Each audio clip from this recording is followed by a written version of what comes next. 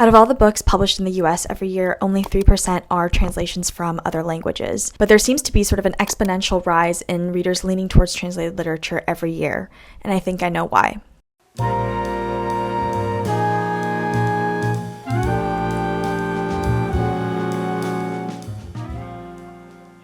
Hi everyone, welcome back to the channel. If you're new here, my name's Kate and I make videos about books, fashion, and also just life in Seoul post-grad. Today I'm here to talk to you guys about a topic that I'm really excited about and I want to hear your thoughts on too, which is why I mostly read translated fiction now, or in other words, why I no longer read that much contemporary American fiction.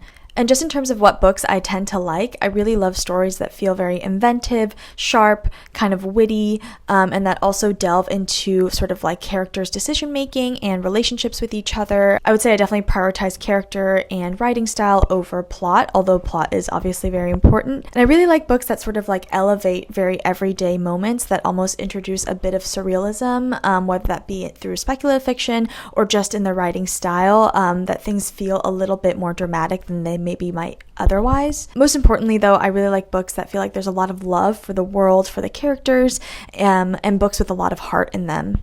I would say probably for like the past 6 to 7 years, I was kind of like the perfect child for American publishing, especially for like literary fiction. I loved keeping up with contemporary releases, seeing what writers were coming onto the scene, what books were kind of getting a lot of hype, keeping up with the Pulitzer and the National Book Award and all that stuff, just trying to see what kind of writers were coming out. But a little more than like a year ago now, I just kind of got tired of these contemporary voices because I felt like I wasn't reading anything fresh or new for very long periods of time. And for me, it kind of boiled down to two things, and these are the two reasons why I would say I fell out of love a little bit with contemporary American fiction. And the first is the like extremely repetitive, sort of restrictive MFA style. I'm sure some of you guys might know what I'm talking about, but at this point, it's pretty hard to become sort of like a literary star in the US if you don't have an MFA. And obviously, there's a lot of writers with MFAs who have incredibly cool style and like unique voices and everything, but I do think that there's a tendency for a lot of people to kind of crank out a very similar sort of auto-fiction-y, bland, very passive, and almost like wallowy writing style that feels kind of like detached, but also like over-intellectualized at the same time. I was just seeing work after work of like passive, mellow, like autofiction where honestly like nothing happens, and the character just has way too many thoughts, to be honest, with like a few cynical quips here and there that are supposed to be funny. And after a while, these books just start to seem all the same and were honestly quite boring. My favorite writers do have MFAs, so I'm by no means criticizing like the whole system, but I do feel like the general writing style that they prioritize is one that doesn't really challenge the existing norms of literature very much. And this is a whole separate issue, but I also wonder if like the obsession with debut authors and young authors going into MFAs, I just wonder if like our contemporary writers are honestly too young to be like going into a fiction program and deciding this is like their voice at age 30. I feel like the best writers take a lot of time to cultivate their voice before doing something like that. I don't know. It just kind of seems to be like sometimes like factory pressing out a lot of similar voices. And eventually I got pretty tired of it. And this sort of like almost homogeneity or like a very similar approach to the same issues and the same stories brings me to sort of like my second point, which is that I feel like the way identity politics is being dealt with in contemporary literature is just so exhausting. As someone who loves reading a lot of different kinds of stories and who kind of sees a point of reading as seeing a lot of different experiences in our world, I naturally gravitate towards books written by writers of a lot of different backgrounds. And I do think obviously diversity in the American publishing sphere is so incredibly important, both those who are publishing the books and those who are writing them. But I was so interested in sort of these stories, and especially in Asian American literature, that I even started a Asian American book club at college. And the community was really great. It was really cool to talk about these topics. But overall, we read so many books, and of course this is just my opinion, like all of the opinions in this video, please take them with a grain of salt, but I found so many of them to be kind of uninspiring and flat and feel very largely similar. Just so many of them were marketed and understood as narratives sort of representing, the Asian American community, but all they were concerned about largely was whiteness. There's just too many sort of repetitive cliche discussions of being insecure about being Asian, of wanting to be white, of relating to white people in a certain way, whatever, and that's totally fine. I understand that this is a crucial aspect of our community and of race in the US, but also it's just not that interesting. Like, to me, it feels very surface level, and it's not what's at the heart of our community at all. I don't want to speak too broadly for other literatures that I don't know as well, but I saw that this was kind of a trend in other works by writers of color. And honestly, I fully believe that's not representative of what people are actually writing and putting out. I just think those are the books that are getting picked up by publishing and being highly marketed. And it's really hard to find the other books sometimes. At a certain point, I just kind of decided I don't want to read any more books about being a student of color at a Ivy League institution and feeling insecure and guilty, or being emo about dating white people when you only still date white people, or feeling like angst against your immigrant parents and that being like the whole sort of like conflict in the whole book. I realize that these are very important stories, they're very real, and I've lived my own version of them, but at the same time they just feel so surface level, and I just don't love how these books make it seem like the main thing these communities and these characters are concerned with is fitting in and is assimilating into a white narrative, a white culture. I just don't think that's true, and I don't think that makes a very good book. Let me say here that there's obvious huge exceptions. I love Anthony V.S. writing. I love Jamel Brinkley, Danielle Evans, Tommy Orange. There are so many contemporary American writers that I know aren't doing this and that are talking about these issues in really exciting, cool, complex ways.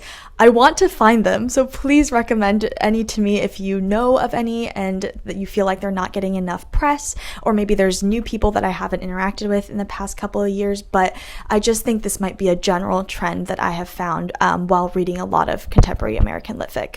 I also want to say when it comes to reading about race and identity, I just think nothing really beats the classics for me right now. Sometimes it feels like one work of Toni Morrison or James Baldwin or Alice Walker's or Neil Hurston, Ralph Ellison, like they can teach me more and just like be more immersive and interesting and whatever about both writing and also about these issues than like 5-7 books that are written about them now can. And I don't know why. Maybe this is just me. Please tell me if it's just me. But I just want to say, along with translated books, I've been reading a lot of works from like the 20th century as well. But getting back to the subject, basically I found myself at sort of like a burnout point with American lit and also specifically Asian American lit through my club, etc. And that's where I first turned to literature from Asia instead of Asian American literature. And I'm not saying one is better than the other, but for me at the time, I just found so much more excitement in reading translated literature from Asian countries, or sometimes not even translated, written in English, but not in the US.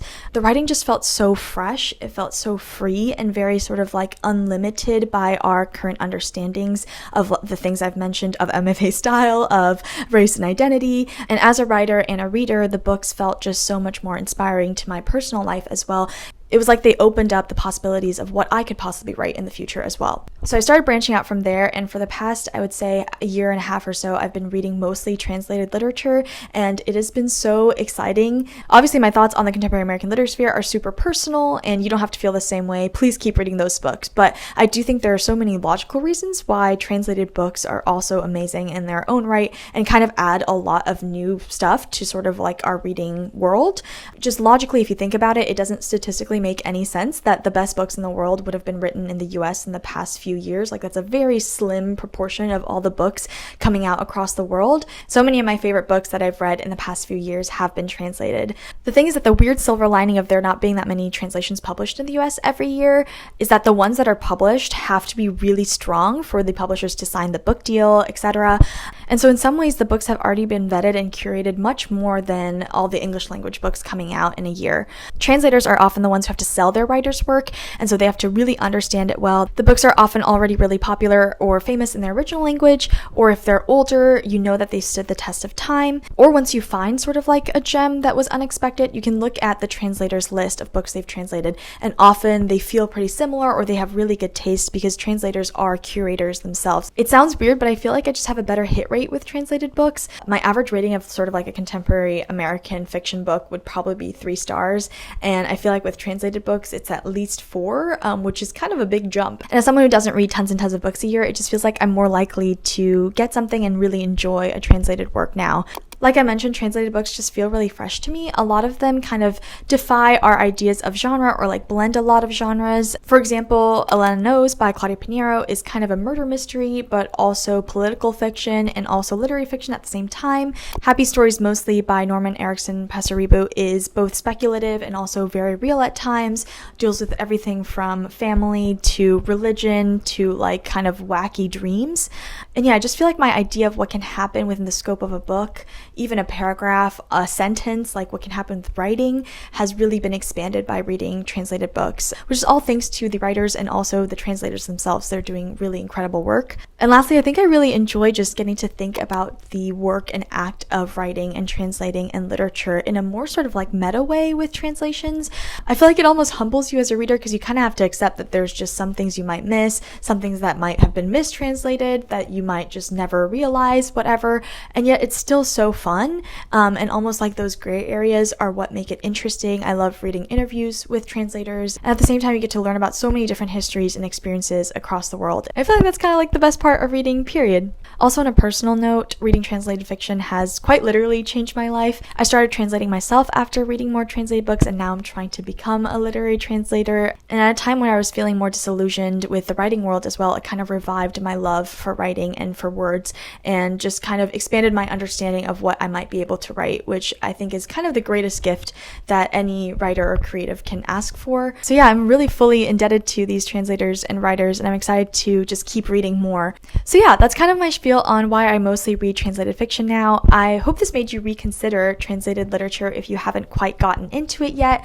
Feel free to check out any of my book wrap-ups or like recs on my channel because I do have a lot of translated books there if you want to find a place to start. Otherwise, I'm interested to hear your thoughts on any of the things I said in this video, especially my thoughts on contemporary American literary fiction if you feel similarly or differently.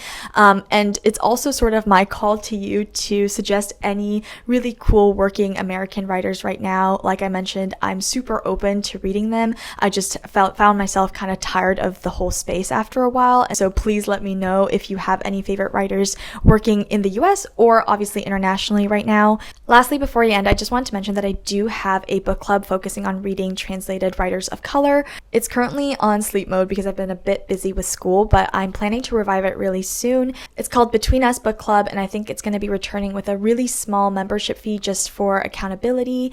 And I'll let you guys know all the details as soon as I decide everything, but it'll hopefully be a very low barrier to entry, just making sure that people show up. The interest form for that is going to be linked down below, so please fill that out if that sounds like something that's up your alley. Otherwise, I'm honestly a little bit nervous because this is a bit more opinionated than I get on this channel at times, but I'm excited to hear your thoughts and your response. Yeah, please let me know what you think about any of this, and I'm super excited to talk about books with you guys. Thank you so much for watching as always, and I'll be back very soon with another video. Bye!